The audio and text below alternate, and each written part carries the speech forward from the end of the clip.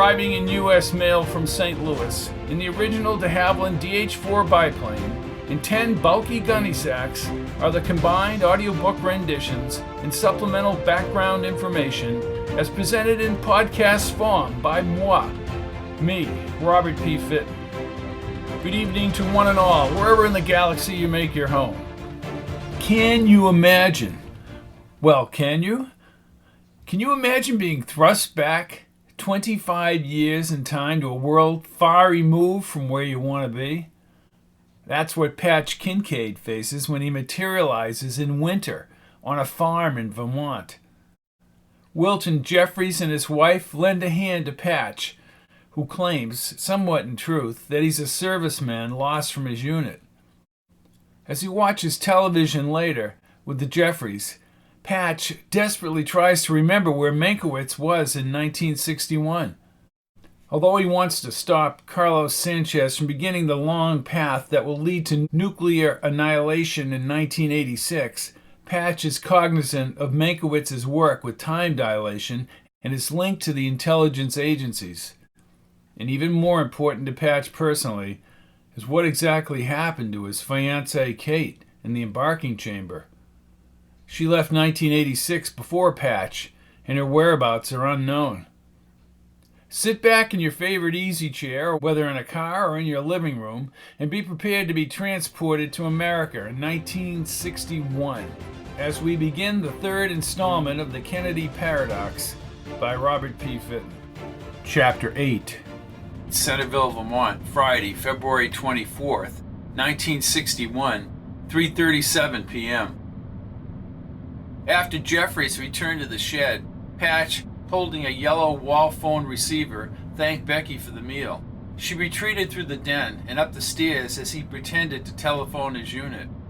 He watched a black and white Alberto VO5 commercial as a woman raked a comb through her stiff hair on a bulky TV in the den.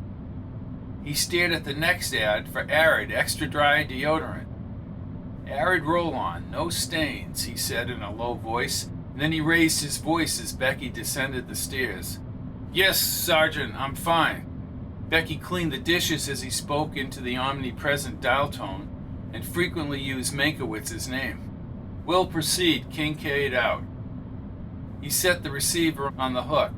In 1961, Meinkewitz worked as a college professor in New Jersey or New York.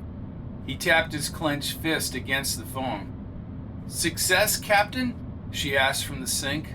Just a slight delay. My unit is in New Jersey. She opened her huge blue eyes and produced a wide smile. You have your orders. You got that right. Can I help you with the dishes? No, Captain, you have your hands full. You're welcome to stay here until they get you. We have spare bedrooms upstairs. Thank you, I appreciate that. We all have a duty to help a lost serviceman.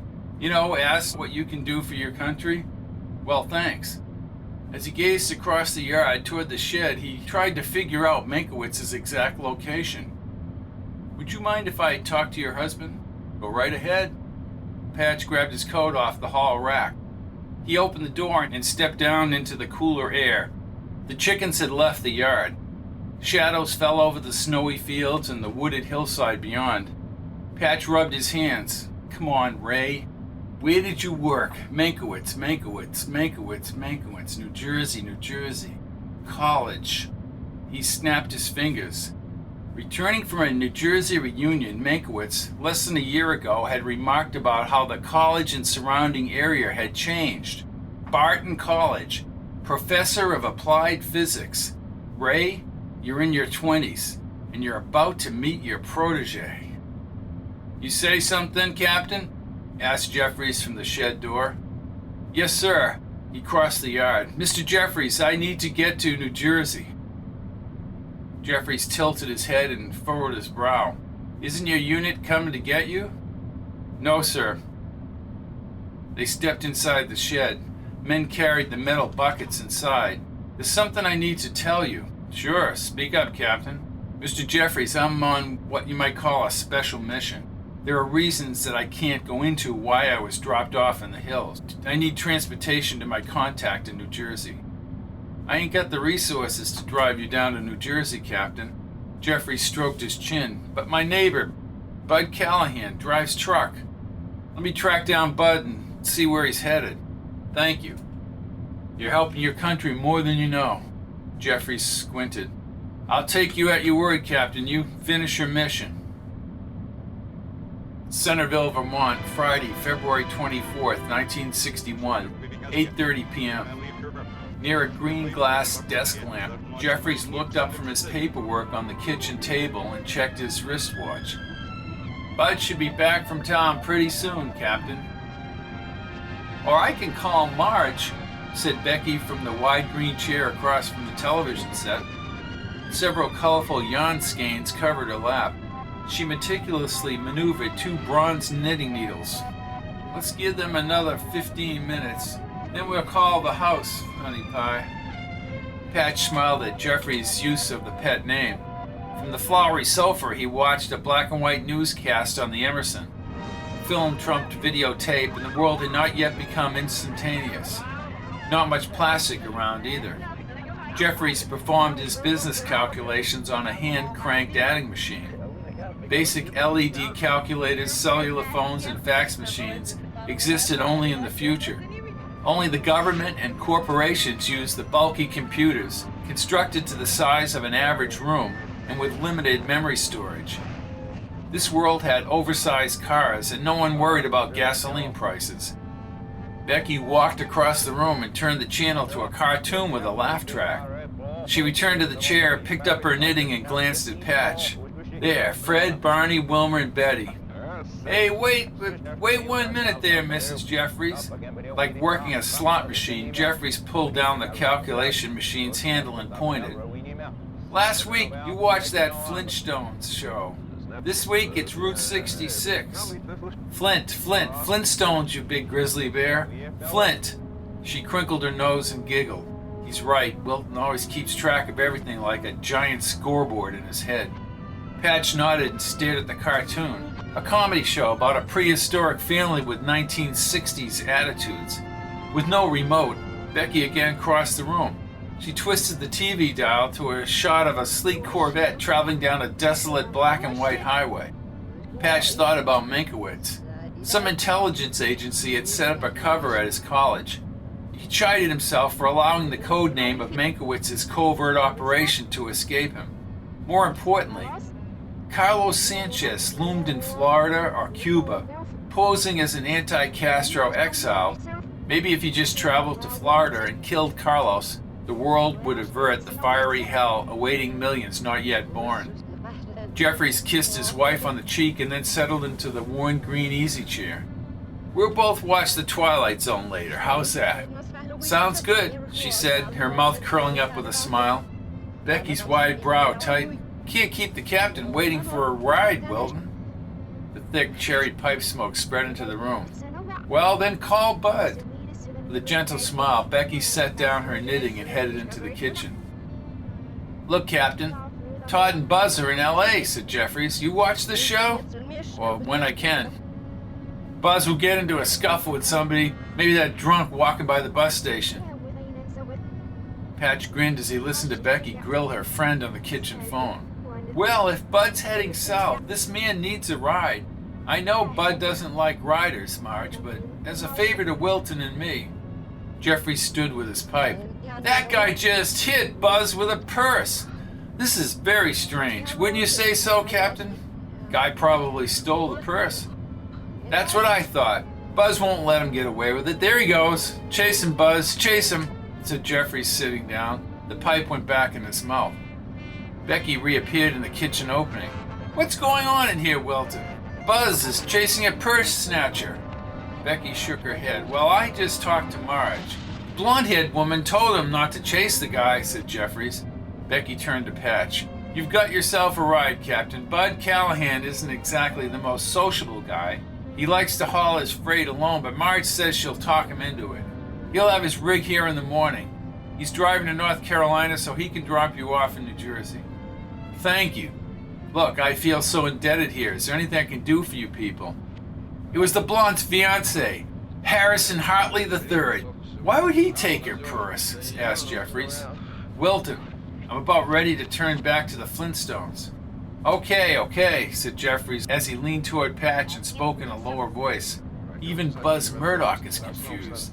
The cops don't believe her, said Becky as she sat down. Patch produced a grin as Buzz Murdoch drove the blonde in the Corvette near Hollywood. He leaned back in the chair as his heart thumped. Now he could find Meinkewitz in New Jersey. What would he say to this younger man with the meager dilation experience in 1961? Meinkewitz might balk at the far-fetched time travel story.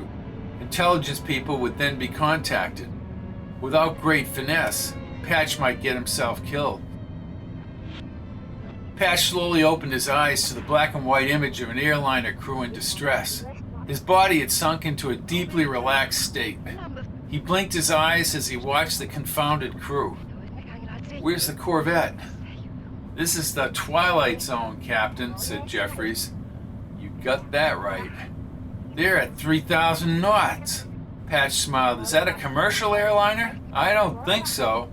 Something's happened to them, said Becky. They lost radio contact. Patch grinned and folded his hands over his chest. He closed his eyes and listened to the crew on the TV set bring the plane down. Kate entered his thoughts again, and the blood-covered Meinkewitz at Sector 13. They've gone back in time, said Jeffries. Patch opened his eyes and sat up as the TV airliner crew gazed out the window. No buildings on Manhattan Island, Becky. Dear God, 8 million people missing. Patch dredged up the image of an incinerated New York again. He thought about Carlos Sánchez, Bonheim, and Higgins, who had defected to Russia. These people constructed the building blocks of a deadly history that Patch had to change before retrograde sent him back to 1986. Dinosaurs, cried Becky, putting down her knitting. This show always scares me. Wilton! You heard the captain, said Jeffries, grinning at Patch. Not you, Captain, the one on TV. He said somehow we've gone back in time. What they won't come up with on TV, said Patch as his heart thumped. They made it back. New York's all right, said Becky. What do you think of that, Captain? I just hope, Mrs. Jeffries, that you're right. Chapter 9. Centerville, Vermont, Saturday, February 25th, 1961, 6:06 a.m. All night, he had searched his memory for the code name of Meynkewitz's project.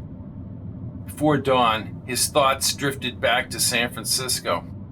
The brightened highlights in Kate's auburn hair and her vivid green eyes faded with Vermont's burgeoning light.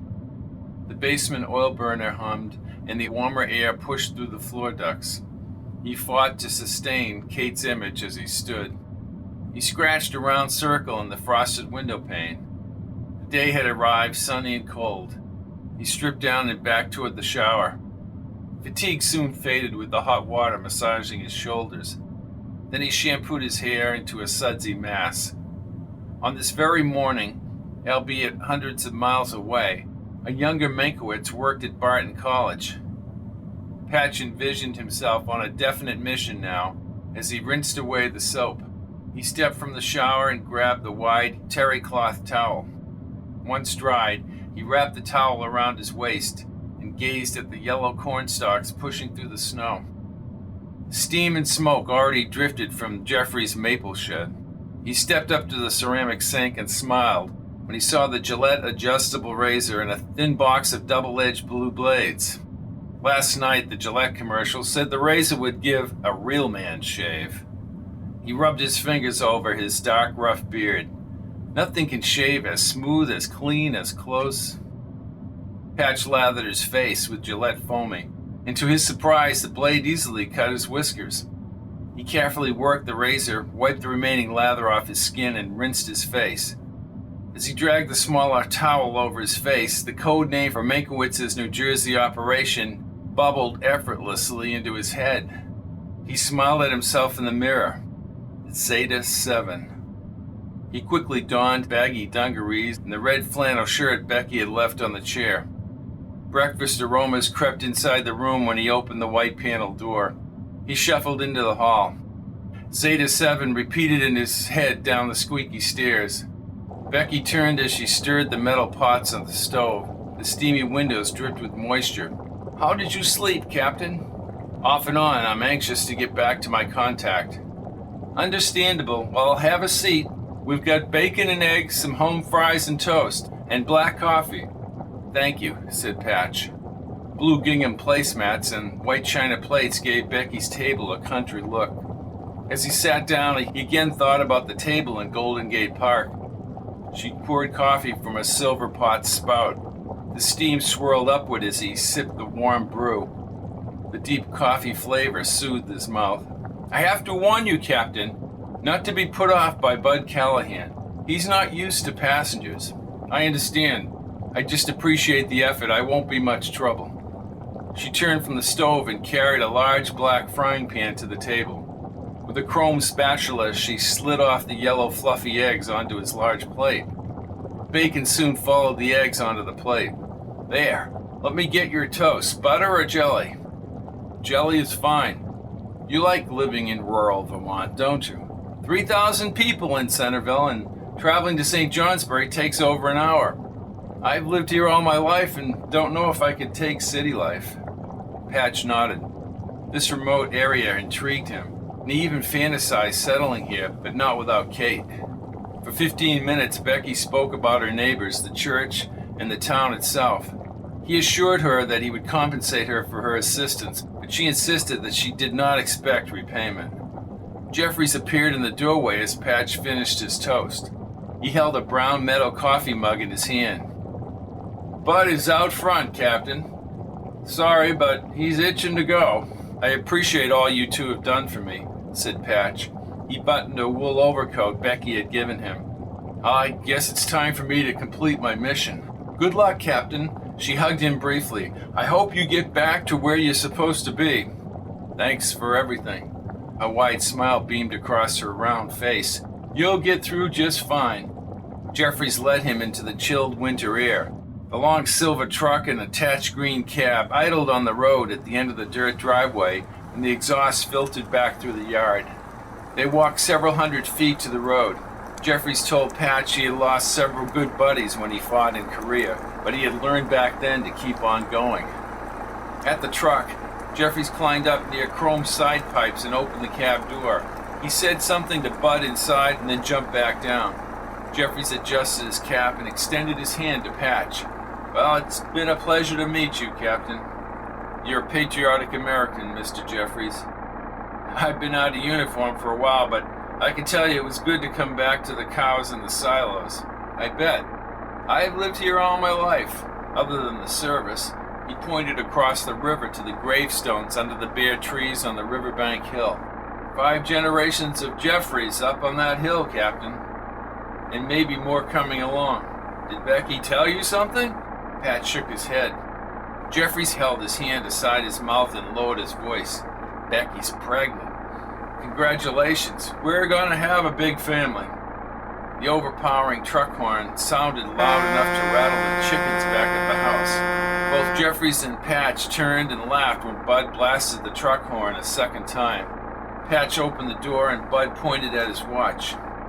Jeffries handed Patch a yellow-lined piece of paper with his phone number and mailing address. You come back here when you're done with your mission. Thank you, said Patch, tucking the paper in his coat pocket.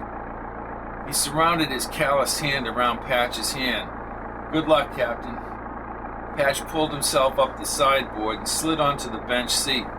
Cigarette smoke accounted for most of the breathable air inside the cab.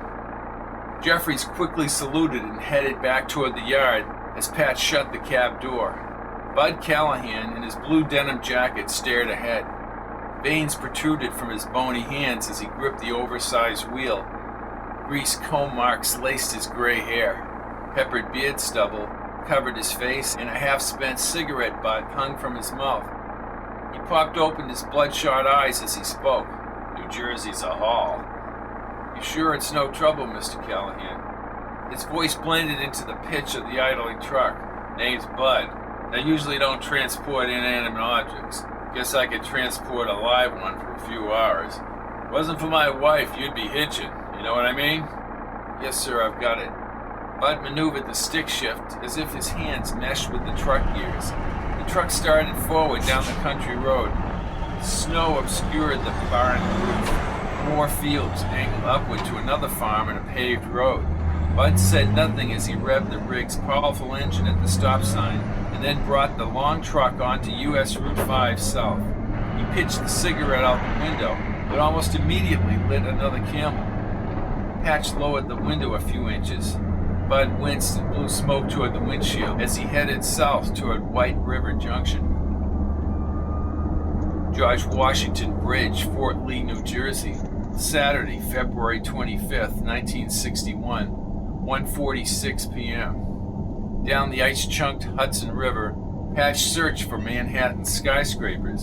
In 1986, the World Trade Center buildings were the tallest buildings in New York City. But in 1961, only the Empire State Building stood above the other structures.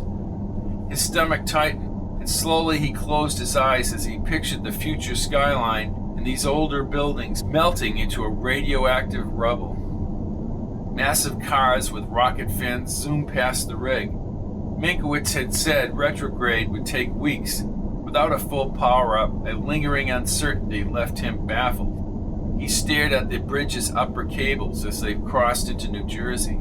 His presentation at Barton College had to captivate Meinkewitz or everything would be lost. Bud had said no more than 2 sentences since they left Jeffrey's farm. In Massachusetts, he proclaimed he had to water the lilies and they stopped at a gas station. Somewhere in Connecticut, he began talking high finances. Told Patch he needed to save some money. Patch just looked out the window.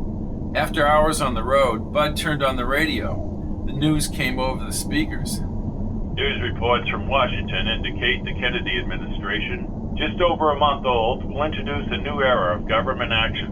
Proposed programs will include a focus on domestic initiatives that will involve an increased spending on the elderly, an increase in the minimum wage, and more educational funding.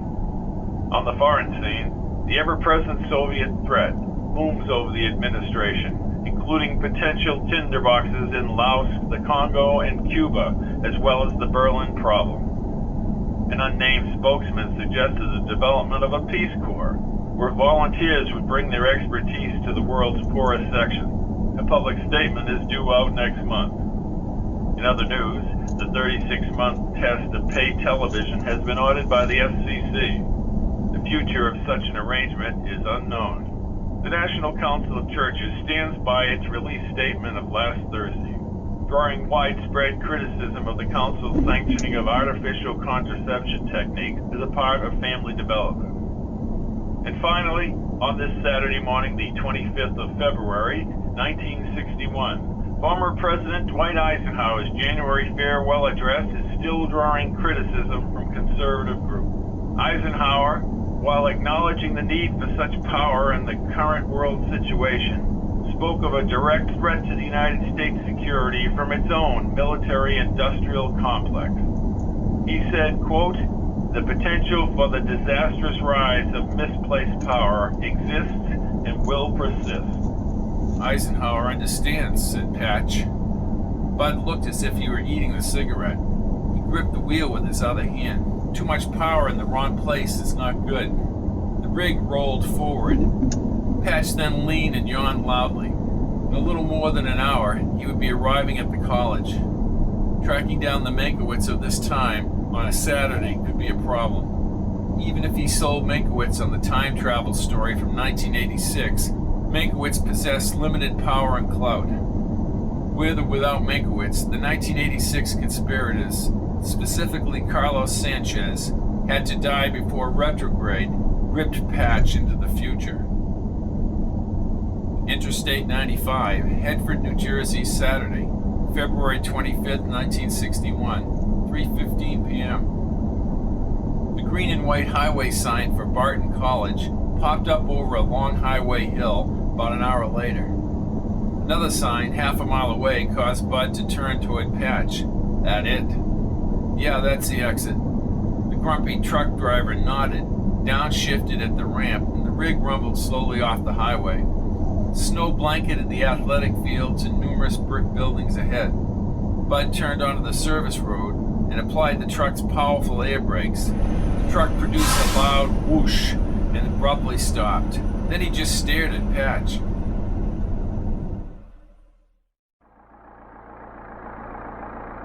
Patch shook his head and flipped the door latch.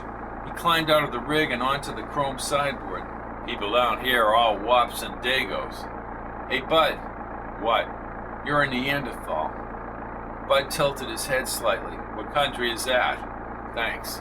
Don't mention it. Patch slammed the door as he leaped onto the cement sidewalk. Through the window, Bud lit another cigarette. The engine revved, and with another whoosh, the long, salt-smeared truck chugged up the access road. Patch winced as the truck's engine noise faded, and he started down the shoveled sidewalk. Another walkway, bricks visible through the snow, extended across the open area surrounded by older brick structures and a central building with a tall white cupola. He trudged into the wind toward campus. Under a gray speckled sky, he focused on the weathered brick and ivy-walled buildings. A few students and one guy with a gray beard, who must have been a professor, meandered down the walkway. While he could not locate the physics building, he stopped two men in jeans and red and black campus jackets. A blonde-haired kid in a red stocking cap directed him across the quadrangle to a three-storied stone building with steam vents rising from a green-tiled roof. Patch figured as he gazed across the snowy fields, Bud would spend the day smoking and chugging down the highway toward North Carolina. In his head, he rehearsed his pitch to Meinkewitz. He would not be too anxious or pushy, nor could he unload too much information. The building shadows covered his body. Steam wafted off the slate roof. He inhaled the cold air and then hurried up the slippery stone stairs. When he pulled open the heavy wood door, he had to steady his wet feet on the worn red and white squared linoleum floor. A glass marquee to his right listed Meintkewitz's office, room 324, in white letters. He ran up the slate stairs, sometimes skipping a few stairs at a time, before he emerged into a musty, well-heated corridor. The door numbers indicated Meintkewitz's office was not too far ahead, and his heart pounded. He walked by several professors working with students or alone in the side offices. About halfway down the darkened hall, he approached a wood-varnished door. The frosted glass had embossed gold shadowed letters. R. Meinkewitz, Physics. When he found the door locked, he kicked his foot into the air, but grazed the bottom of the door. As he checked down the hall, the door quickly opened. A thinner Meinkewitz, with no wrinkles and short dark hair, stood in a beige checkered shirt. His friend's familiar accent, as if revived from the dead, rang out clearly. Have you tried knocking? It's you, Ray. With a wide smile he could not shed, Patch stepped back and Meinkewitz studied him carefully, as if he were looking for something. Hey, I don't even know who the hell you are. You wouldn't know. What is this, 50 questions here? I'm a busy man. Who are you? A man who needs to speak with you. Yeah? Why? The now vital Meinkewitz looked as if he were on the verge of throwing Patch out of the building. You keep staring at me. You say you want to talk, but you won't say who you are. You have two choices. One, I call campus security. Two, you identify yourself. I need to talk to you about Zeta 7. Meintkewitz's dark brows flipped up as he gawked. Then he grabbed Patch's arm and dragged him inside, twisted the door lock shut. The office reeked of stale cigar smoke. He bounced around like a bee disturbed in the hive. Don't play games. You should have mentioned Zeta up front. The silver radiator under the window produced a long steam whisper. Now who the hell are you? Patch panned a number of books, stacks, and a small adjacent lab, and a single window that overlooked the snowy campus. He spotted Meintkewitz's wife's photo in a gold frame on the desk. She had dark hair and pretty brown eyes. Hey, is that your wife? Don't get cute with me, hotshot. You're not going to believe what I have to say. I already don't like you. Now you listen up. You let me be the judge of your credibility. Meinkewitz walked over to the desk and removed a tiny reel-to-reel recorder from the drawer. He set it on the desk. Let's put your money where your mouth is. I'll speak into your recorder. Oh, how nice of you. Let's hear your claim to fame. I'm from your future. Meinkewitz visibly winced and pounded off the chrome recorder button. He stared at Patch for several seconds. Patch grinned, still astounded by Meintkewitz's youthful appearance. You look great, Ray. I knew you'd show up at my door. You're Captain Patch Kincaid. How do you know my name? He raised the butt of his hand to his forehead. Damn it, I thought she was crazy. Kate, Meinkewitz sat on the edge of the desk and shook his head. I didn't believe her. This has to be a phony setup. No, Ray, I am from your future. We worked together at Sector 13 in Colorado. Time displacement experiments, 1986. U.S. cities get blown up, that's what she said. And you think I was going to mount a horse and start ringing out that news throughout the countryside? Patch smiled again and tapped him on the shoulder. Gee, it's good to see you alive again, Ray. Do you realize what this could do to my credibility? Where is she? I didn't believe her, and I don't believe you. Where is she? Meinkewitz banged on the desk and then marched to the window. He crossed his arms and kept shaking his head as he gazed outside. I need proof. Listen, I had to leave quickly. I will tell you what I told her. He faced Patch, biting his lip like an angry child. She didn't know about the Zeta 7 part, but give me one bit of proof, a coin, film, record, anything. I have an open mind. We were forced out. I didn't get the briefcase with everything in it. I was only supposed to go back a couple of weeks, Ray. After they killed you, I ran into the chamber. Oh, so I died back there. Isn't that peachy? You're alive now. Well, I'm beginning to wonder. He kept talking as he retreated to his desk and sat in the oak chair. She said you ran out, but she never mentioned me being killed. And I still don't believe you. Where is she? Is she alive? Meinkewitz opened the middle drawer and waved a wood-grain handgun through the air. Okay, let's get down to business. Hey, you better start talking and tell me right away who you work for, Patch. Meinkewitz scampered around the desk and slowly placed the gun into Patch's ribs. Patch breathed erratically and his voice shook. Listen, I am from the future. I work for you up in Sector 13, the carved-out mountain. Sector 13. She described the area in Colorado. We couldn't find it. Nothing carved out of the mountain like she said. That's years away, damn it. What's my wife's name, Patch? Lynn. My favorite food is fish and chips, right? No, Ray, you hate fish and chips. You're from Brooklyn and were an avid Dodgers fan even after they moved west. Your wife has a degree in, what the hell is it? A botany specialty, I can't remember. You once, Patch, these are all common things. And your predecessor who contacted me a month, where is Kate? You're in no position to be asking anything. If you're working for the other side, I'm glad. I've never seen such incompetence in such a stupid-ass story. Meinkewitz yanked the gun away, but kept it pointed at him. He turned, lifted the phone, and dialed a number. You'll be debriefed until you wish you'd never come in here, buddy. Ray, I am from the future. Get me an outside line. Patch's heart thumped. Meinkewitz listened to the line and then began dialing. I need to place a call to Mr. Robert Dietrich in Stebbins, Virginia. I don't know how I'm going to convince you. Meinkewitz pointed at him. You'd better convince me. I can tell you how history unfolded. Kate Landis did that, he said as he listened to the phone again. Yes, I have the number. He looked at Patch and then ducked down behind the oak desk. With just the top of his head showing, Meinkewitz said something in a low voice as Patch smiled, and then he stood. What are you grinning at? Your security measures hiding under the desk? Meinkewitz waved the gun with his other hand. This is no joke.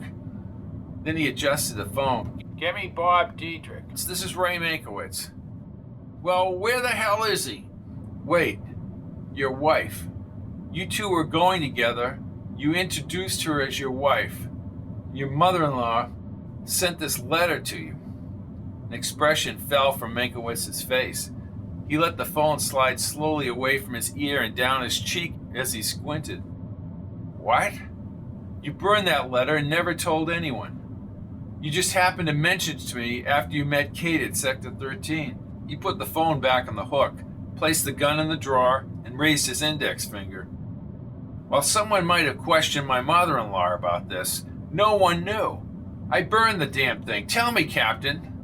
Will Kennedy get elected in 1964? Yes, he clobbers Senator Goldwater. That's what Kay told me before we put her... Well, we put her away, damn it. I thought she was crazy. Where is she? Meinkewitz stared at him. You're here to change the future. Just how do you intend to do that, Captain? It's complicated. Meinkewitz sat at the edge of his desk. He reached back and pulled a cigar box across the blotter. Cigar? Patch shook his head and Meinkewitz lit up a tightly wrapped cigar. He took a few puffs until the ashes reddened. Then he exhaled. The floor is all yours, Captain. Can I call you Patch? Usually do. Why are you here? She basically had nothing relevant to say. Patch sat on the edge of the desk. He had the distinct feeling he could gain favor with this Meinkewitz. That's your fault. Meinkewitz scratched his head. My fault? You kept her out of the discussions when she and I arrived at Sector 13, Ray. The retrograde obviously hasn't taken her back. Retrograde is a theory, a classified theory. Unless I came back in time. You watched her, didn't you? Thinking that if she did come back in time, she would be retrograded back. I know you were the one who pushed that theory into reality in the 70s.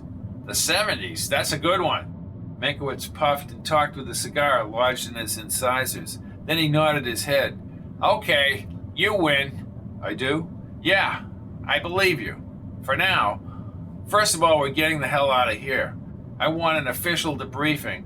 We'll go over to the Barton Library, and you're going to tell me everything you know. Leave nothing out. And if you're truthful, I'll cooperate. Do what you need me to do. He grabbed a yellow pad and 2 pens. Then I'll take you to her. But if you're lying, who knows what the hell they'll do to you. Chapter 10. Stebbins, Virginia, Sunday, February 26, 1961, 2:35 p.m. Cuba became more of a complicated problem than gathering information on the Nazis and the Gestapo in World War II. Switzerland back then was an excellent neutral place to be gathering intelligence. But the United States in 1961 was hardly neutral. Castro had just married himself to Khrushchev to protect his new communist archipelago. From an intelligence perspective, with the looming Russian arsenal, everything Ashcamp did had to be disguised, even the invasion. Bill Pladen came back on the phone from Miami. What if Kennedy rejects Kane's next plan? I don't like the Joint Chiefs reformulating what we already know. Ashcombe gripped the phone. AC Rav's funding is intact. It's only a matter of implementation. I'll call you back when Fletch Knight leaves, Bill. Okay?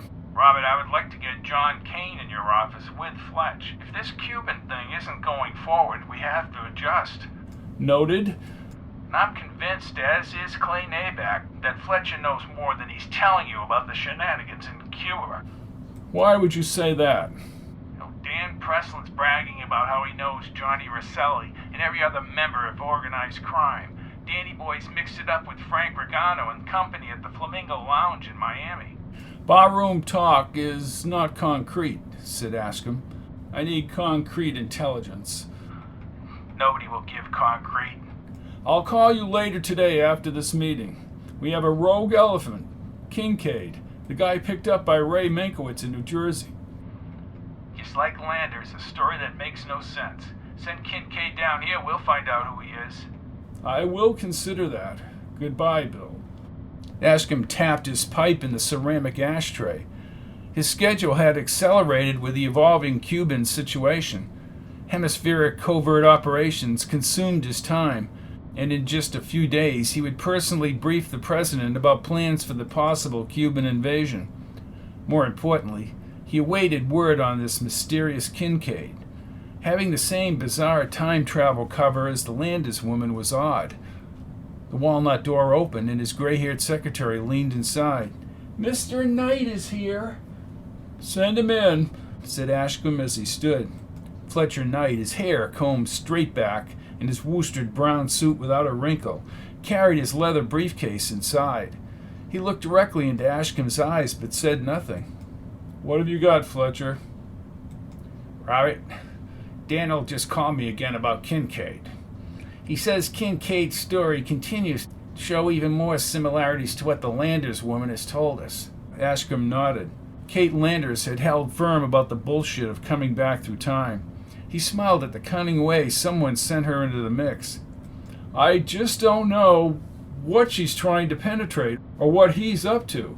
It's a ridiculous cover. He finished running the checks on Kincaid's background. Like Landis, he doesn't exist. But he knew about Zeta 7. And I've been researching Colonel Bob Kincaid. He's a trusted operative monitoring the U-2 from the naval base in Japan. Interesting, he said, pushing his intercom button. Harriet, get me John Kane in here. Knight did not flinch. John? I want to talk to him about the technical aspects of this science because Meinkewitz says Kincaid knows the science of dilation experiments in detail, and he claims that Bob Kincaid is his father. Knight wrote something on his small brown leather notebook and tucked it back in his suit coat pocket. Fletcher, are we still using Johnny Rosselli in the Caribbean? And has Dan Breslin met with him? Knight again stared at him before speaking. Well, I'm certain Rosselli, as you know, has consulted with a few people, Robert. I don't see an active role, and I know nothing of Dan meeting with Johnny Rosselli. I don't trust Johnny Rosselli. I don't trust Carlos Marcello. I don't trust Santo Trafficante or Sam Giancana. And you can add Jimmy Hoffa and his union thugs to my list. You deal with their ilk and you expose yourself to blackmail. Knight opened his briefcase on the oak side table. He removed several reports and handed them to Ashcombe. These reports are self-explanatory. I have a transcript of Menkiewicz's questioning of Kincaid. Ashcombe nodded and set the pipe in the ashtray and then sat down. We need someone to dissect his story and establish how his cover was set up, said Knight as he closed and locked the briefcase. Call Mike Choden before he goes back to Mexico City, said Ashcombe as he glanced up.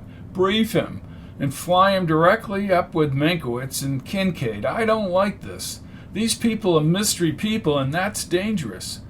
We have too much at stake here over the next few months. To have people like Kincaid and Landis blowing into town. Did either one of these individuals mention Cuba? Ashcombe slowly tightened his fist on the mahogany armrest as he read out loud. Let me read this. Eyes only secret questioning of Captain Patch Kincaid. Barton College Library, R. Meinkewitz, February 25th, 1961, 1800 EST. Meinkewitz question, what do you know about my work, Mr. Kincaid? Kincaid, Captain Kincaid. Huh. Then he tells Meinkewitz that he worked with Hollis Lemansky, quantizing electrons in electromagnetic fields. And now he says that Meinkewitz is trying to teleport particles through time. And he knows about Menkiewicz's request to furnish an accelerator to move matter back and forth through time. Well, security has damn well been compromised. He knows what Ray is doing and how he's doing it. Ashcombe read that Kincaid claimed he had traveled back from 1986. He described U.S. cities being blown up by portable nuclear weapons devices. Portable weapons devices. Interesting concept. Mike Choden understands propaganda. He needs to find out about this ridiculous 1986 story. Knight tilted his head. You aren't believing this time travel malarkey, are you? All aspects of Kincaid's story will be explored. He set down the report. These mystery people potentially threaten all world stability. I want a photograph of this man circulated now. I would advise bringing in Dr. Braun. He'll pump some exotic drugs into Kincaid, and Kincaid will be telling us how it was like inside his mother's womb. Tentatively set up Braun, he said as he held the pipe in his hand. Landis never mentioned Zeta 7 or AC Rav, correct? No, she didn't, said Knight. We'll send out the photo, Robert. Ashcombe's intercom buzzed. Send out both photos, Landers and Kincaid. Knight nodded and Ashcombe pushed the button. Yes. Mr. Kane is here. Please, send him in. Ashcombe observed Knight squint very slightly. The man never showed his feelings. The door opened and a tall man with trim-peppered hair and black glasses entered the room. Gentlemen, he said as he glanced at Knight but said nothing. Ashcombe placed both hands on the desk and leaned toward Kane. John, I won't hold you up. I know this is unscheduled. Is there a connection between Bob Kincaid, the colonel with the U-2 in Japan, and that guy that showed up on Ray Menkiewicz's doorstep? It's very odd, but he has a son named Robert G. Kincaid, Jr., nicknamed Patch. Knight stood upright. Well, there's a connection, Robert. Meynkewitz's guy isn't very bright taking that cover. John, said Ashcombe, how do you feel that this Cuban thing is going? Well, they're all hesitant from Kennedy on down. Kennedy already rejected my plan once. He has the Joint Chiefs all over this. Everybody knows it was an Eisenhower-Nixon operation, said Knight, and personally I think they're scared. Ashcombe lit his pipe. Our asses are on the line, Fletcher. John, have you been briefed on this Kincaid character and his female cohort? Kane removed his glasses, crunched his eyes closed, and pinched the bridge of his nose. Then he opened his eyes. I read the intel in Ray Meynkewitz's debriefing. Well, combined with the Bob Kincaid Japan thing, what's your best guess? Kane pressed his lips. Knight folded his arms and with a cocky tone in his voice faced Kane. The man who understands the U-2 under and over is baffled by Kincaid. The U-2 is a glider with a jet engine. It flies at 70,000 feet for 4,000 miles. Captain Kincaid said he's traveled back in time 25 years. He adjusted his glasses.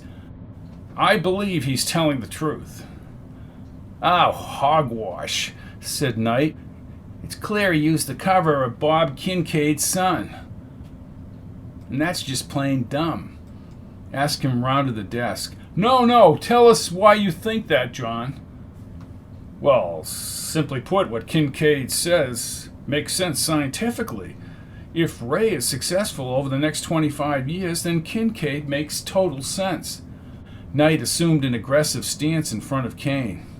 Ray Meinkewitz will need 25,000 years, not 25 years. I'm insisting that Dr. Braun inject the phony Kincaid and break the bastard. Let's deal in reality, gentlemen. Ashcombe, pipe in his mouth, glared at him. We have to be careful of Braun. He goes too far. I'm not a fan of his sensory deprivation chamber. It works, said Knight. Smoke twisted out of his pipe. Listen, we're going to find out where they... Let Mike Choden take care of this. He can decipher a mountain of doublespeak. He can create a mountain of doublespeak, too, said Knight. Ashcombe half smiled and turned to Kane. We're almost there, John. Castro will be gone, unless people panic. Kane pressed his lips. When Castro is gone, our problems won't go away, but they certainly will be eased considerably. Kincaid and Landers may work for the Russians, and the Russians still want a piece of the pie, said Knight. Or maybe Rosselli and his friends have sent Kincaid, said Kane. Do you ever think of that? I don't trust them either, but I would use them where I need to use them. Do you have any indication that they're involved, or if Dan Presslin has been talking to them? Asked Ashcombe. You know, Rosselli and his group? Kane shook his head. Not that we know. Then it must be the Russians. If they sense weakness, they'll sure as hell go for the jugular. We need to show them force. It's what we've needed to do ever since Castro got into power. Agreed. If we're done here, Robert, I have an operational meeting with Chet. We're done, said Ashcombe. Why don't we meet again with Mike and Bob Dietrich after they question Kincaid? Knight nodded. If Landers or Kincaid have connections, let's track them down for our own advantage. If not, we'll just weigh how important they are to us. Fletch? Nice to see you, John, said Knight, still not shaking his hand. Goodbye, Fletch. Ashcombe listened to Knight's shoes snap against the tiles. The door closed and he turned to Kane.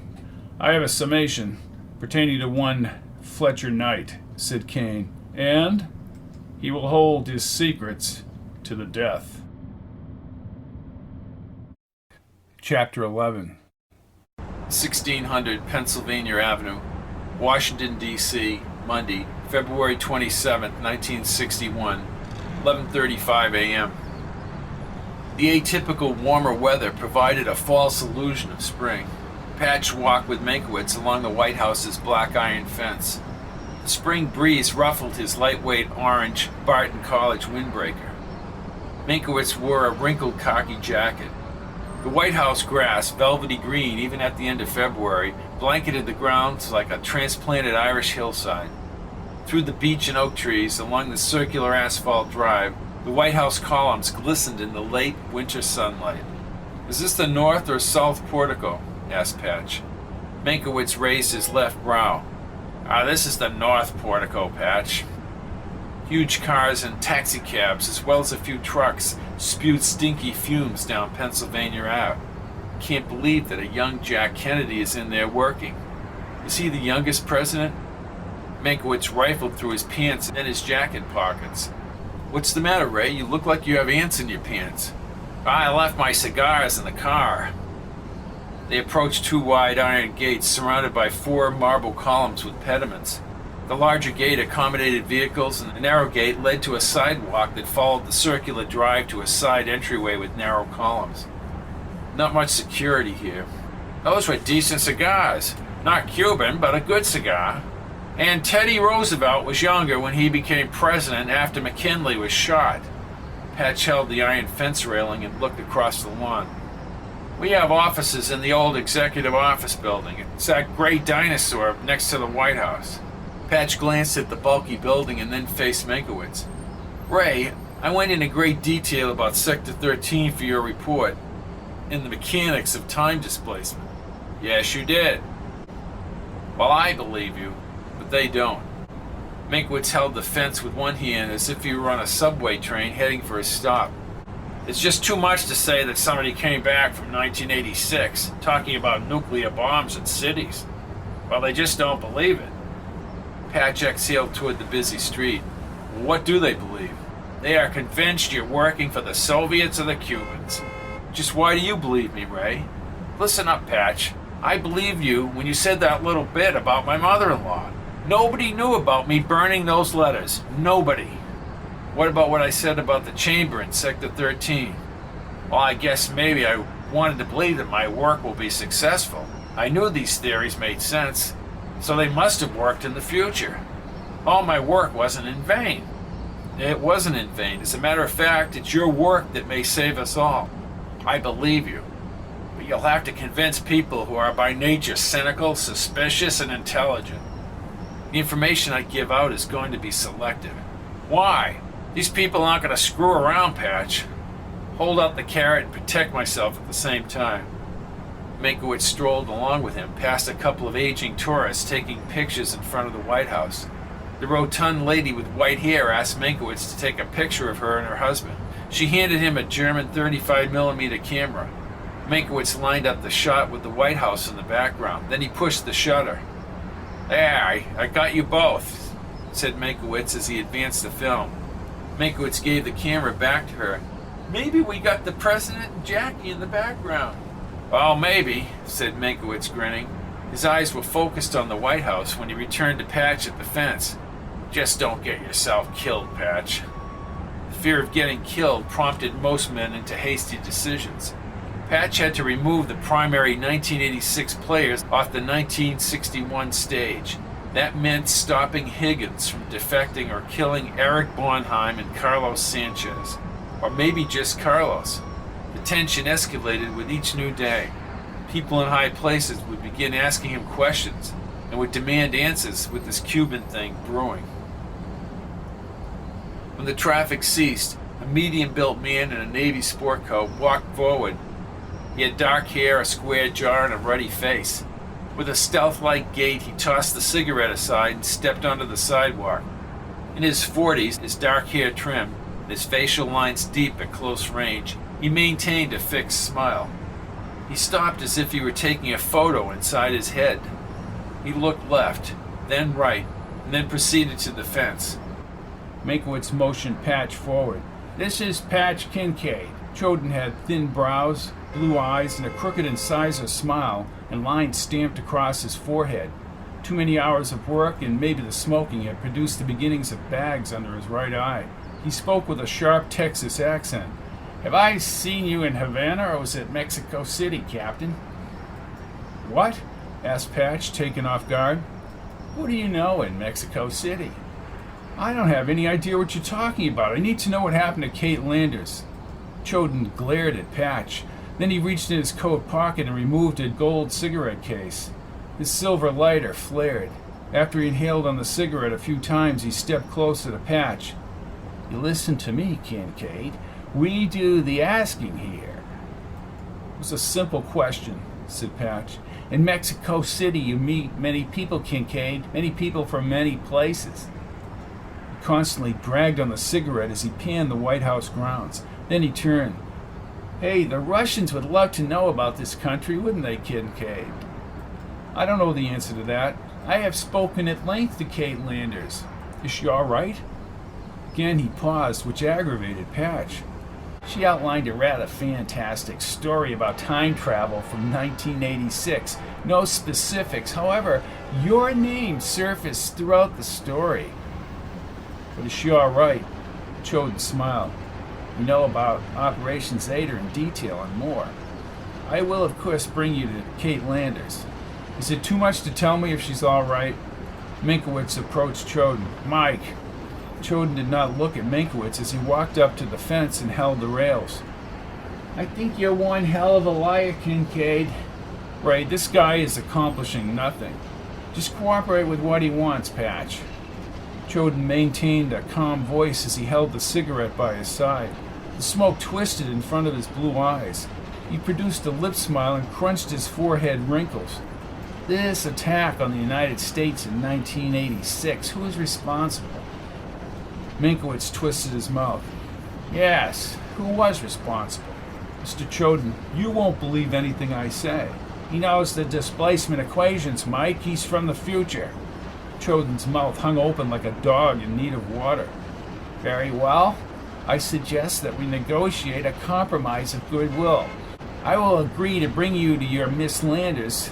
Can I call you Patch?" "Sure." "Just construct the pieces of your futuristic puzzle, Patch, not the scientific part. We'll leave that to Ray." Patch's reluctance to divulge anything would keep him safe. Misusing the information jeopardized his immediate goal of stopping Higgins and killing the others. "This will be on my terms, Choden." "Go right ahead." Patch crossed his arms and leaned against the fence. "Harris Tilson is somebody else you must apprehend. Goes by the name of Andre Mousseau. He was in part responsible for financing the 1986 operation. Check him out." Choden exposed his crooked teeth as he grabbed Patch's arms. "Patch here is keeping the rest of his cards to his chest, least we get them all. And I'm sure he wants to see goodwill on our side. Very well, I'll make some phone calls about this Tilson alias Mousseau." Meinkewitz raised his brows. "He's just playing it smart is what he's doing." Choden's face tightened. "Ray, I'm putting you on administrative leave. Pulling you out of the college for a while." "Good. I was going to ask that. Thought I was being put out to pasture up there in New Jersey." Choden next put his hand on Patch's shoulder. "Hey, don't think I berate your strategy, Patch. I'd do the same thing." "You don't believe I came back in time?" "No, I don't. But I do believe that you have information that you will give me in your own way." Choden motioned him down the sidewalk. "Actually, Miss Landers is right here in the city, just a few blocks away." Choden enunciated each syllable and phrase as he lectured. "Patch, we live in volatile times. There are forces all around us that would like nothing more than to see the destruction of the United States of America. Do you understand?" "That's true in my time also." "Who are you?" "A man who has a limited time here." Patch looked at Meinkewitz. "I'm not sure of the retrograde time, the time I had left." "That's the time until he's drawn back into the future, Mike." Choden watched Patch's eyes as he stood. "You used Colonel Kincaid's son's identity, didn't you?" "He's my father." "And Abe Lincoln is my old man." "I'll make you this promise, and you can pass this on to your people. I will give you more information once I verify Kate is alive and well." Choden maneuvered himself within a few inches of Patch's face. "Dan Preslin told me that you've been giving information to Raul Gonzalez." "I don't know any Preslin or Gonzalez." "Maybe you know him as Danny Boy." Patch shook his head as Choden had an arrogant tone and he raised his voice. "Is Carlos Sánchez defecting or not?" Patch got that same feeling in his stomach as when he first parachuted from a transport plane, but he didn't flinch. "I don't know any of these men or anything about Cuba." Come on, Mike, grumbled Meinkewitz. Choden gave him a subtle smile. Let's go for a trip to the EOB to meet Bob Dietrich. Is Kate over there? Asked Patch. I think it's a good probability, answered Choden. You damn people, you're so sure of yourselves. It's like you make all the rules, you set all the boundaries. Instead of treating me in a civil way, you come on like I'm the one who's done something wrong. Have you? He asked with a smirk. Are there electronics factories in Minsk? Tell me about AC Rav. You're starting to piss me off, Choden. Meinkewitz believes that Patch has traveled back to 1961 because Patch possesses personal information about Meinkewitz that nobody knows. Patch also now knows that Kate is alive in 1961 and being held by the intelligence agencies. And we have met our friends at the Central Intelligence Agency. Actual agency's pseudonyms are used for important operatives involved in covert activities in the early 60s. We see the importance of Cuba in the national security realm, and it is quite apparent that Patch and his time travel story are anathema to them. Patch is brought along the White House fence and is questioned by a high-level operative, Michael Choden, who thinks Patch is using the cover of his father involved in a U-2 project in Japan. Patch feels the pressure, and it gets worse as more CIA people get involved. Join us next week to meet some of these unique characters, each linked to those with tremendous power. Patch makes demands, and with his mysterious background, his journey becomes deadly serious. I'm Robert P. Fitton, reporting to you from a distorted piece of real estate called my imagination. I, along with my imagination, have a plane to catch, and we'll see you next time to hear more of the Kennedy Paradox.